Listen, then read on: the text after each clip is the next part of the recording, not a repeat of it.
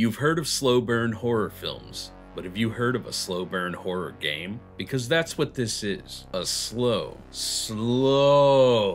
molasses slow burn of a horror game. Which is fine. Nothing wrong with that. This is not a quick game, though it only takes a few hours to complete the story. The game doesn't feel unhurried while you've been playing, as the added tension of being ripped apart with a wrong move is ever present. A Quiet Place: The Road Ahead was developed by Stormind Games and published by Saber Interactive. Saber Interactive were the developers of Evil Dead the Game back in 2022, which was the first game I reviewed for this channel. It was a great live service game until they ceased work on it. But we're not here to talk about the past. Time marches ever forward, and times change, as death marches ever closer to us all. If you didn't know, A Quiet Place: The Road Ahead is based off the film series A Quiet Place and features its own original story in the universe. Ravenous alien creatures rain down from the sky and within a few months have wiped out much of the life on Earth. The creatures have no eyes but hear exceptionally well. The film series is known for showing the emotional bonds of its surviving characters as they fight to persevere in this new lachrymose existence. I'm Levi from HARDWIRED, and today we will be discussing how this game stacks up to the film series. So first, let's talk about the sound design for the game. It was nothing short of intense. The stings of music that hit every time you make a noise that's too loud for the environment to cover sent a chill down my spine. The slight creak while attempting to open a door or a drawer or a cabinet would make me nervously freeze in place and listen to my surroundings. The creatures make little clicky noises when they are nearby.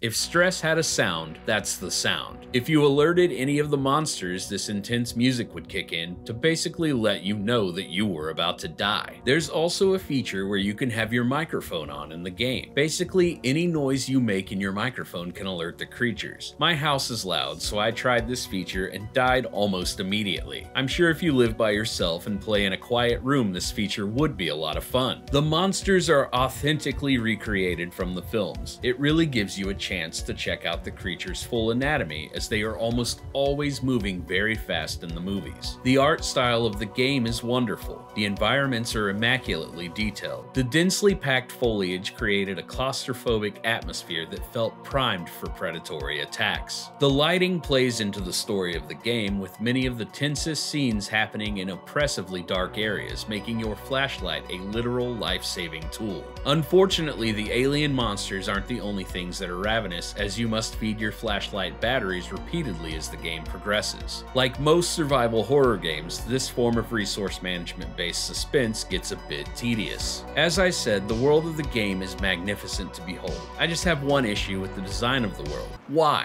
Why are there so many empty cans all over the place? Who's just walking around housing cans of Chef Boyardee and then immediately turning around and grabbing a can of Wolf brand chili and wolfing that down, then dropping the cans out in the middle of the woods? I have to assume that we've invented silencers for can openers, because there's no way that someone is opening a can of ravioli in the forest quietly. Also, have you ever heard someone eat something straight out of the can? We've got two scenarios here. Either someone is just straight slurping the food out of the can, or they're using a utensil of some sort and scraping around inside the can, creating a veritable dinner bell for the monsters in this scenario. In fact, there are so many cans in this game that I assume that no one turned off the production lines at the canning factory and that they're overflowing and just rolling out into the forest. I can say with the utmost certainty that this was not meant to be an environmentalist message, but through the sheer volume of cans in the world, they have involuntarily painted a vivid depiction of the monstrosities that man has visited upon this planet. The monsters may be literal monsters, but it's clear that mankind crafted its own destruction. The character designs were pretty good. Their facial expressions conveyed all the emotions that they were feeling. The protagonist's hands, which are seen heavily throughout the game, are exceptionally detailed. It's a great looking game considering it was developed by a game studio that I've never heard of before. The voice acting performances are great as well, especially the woman who plays Alex Taylor, the protagonist of the game. The overall story is decently written, but some of the beats of the story seem rushed or inconvenient, which undercuts the emotional tone. Alex is dying of lung cancer throughout the game. Not really, she just has asthma, but good lord does her asthma play too much of a role in the overall gameplay. But just like in the movies, they've given us a character who you would not believe would be one of the final people left standing in a world overrun by creatures with super hearing. It'd be like finding out that the person leading the rebellion against the robot uprising has a peanut allergy. Every action you do in the game lowers your lung health. When the lung meter gets into the red, it could trigger an asthma attack, making you cough and then getting you dismembered by a creature. To keep your lung health in check, you must pick up various medications scattered around the world. There are also several single-use inhalers that can completely refill your lung meter and give you temporary immunity to the degradation of the meter. It's all just extra flavor on the stealth mechanics. A Quiet Place: The Road Ahead is a solid first game from Stormind Games. Although I'm still not sure who watched A Quiet Place and thought that'd make a fun game, the developers really delivered on the premise in the best way that it could be done. It's a slow game, but it's also a masterclass in anxiety. It is worth checking out. I give A Quiet Place: The Road Ahead 7 out of 10 empty cans. For Hardwired, I've been Levi Barner. If you want to see more content like this, be sure to like this video and subscribe to Hardwired for more gaming news, reviews, and more. Now make sure you stock up on batteries and inhalers, and don't forget the cans of ravioli and chili.